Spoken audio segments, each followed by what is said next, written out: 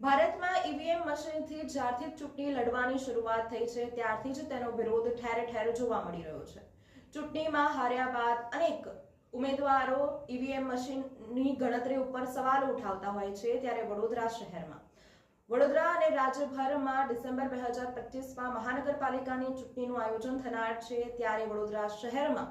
સામાજિક કાર્યકર્તાઓ દ્વારા ઈવીએમ મશીનનો વિરોધ કરવામાં આવ્યો છે। તેમજ ડિસેમ્બર 2025ની નગરપાલિકાની ચૂંટણીમાં ઈવીએમ મશીનને બદલે બેલેટ પેપરથી મતદાન કરવામાં આવે તેવી માંગ સાથે કમિશનરને આવેદનપત્ર આપી રજૂઆત કરવામાં આવી હતી।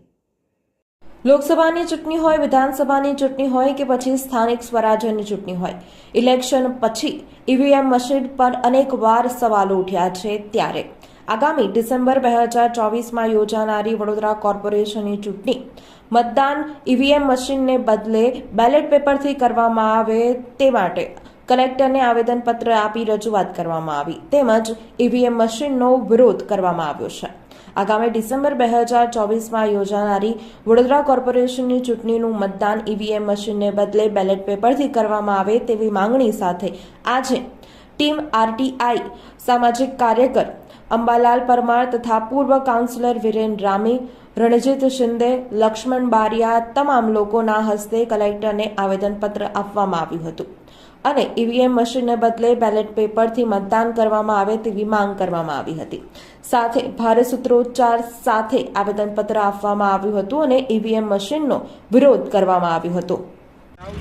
આગામી ડિસેમ્બર 2025માં યોજાનારી વડોદરા કોર્પોરેશનની ચૂંટણીનું મતદાન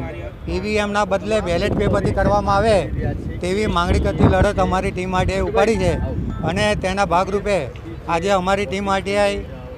કલેક્ટર કચેરીએ આવીને ઈવીએમના બદલે બેલેટ પેપરથી ચૂંટણી કરવામાં આવે તેવી માંગણી કરતું આવેદનપત્ર સુપ્રત કર્યું છે અને આ મુદ્દે અમે શહેરની અંદર જનજાગૃતિના કાર્યક્રમો પણ કરવાના છે, તેમજ અમારી જે આ લડત છે એની અંદર અમારી સાથે ઘણા લોકો જોડાયા છે અને અમને સમર્થન જાહેર કર્યું છે।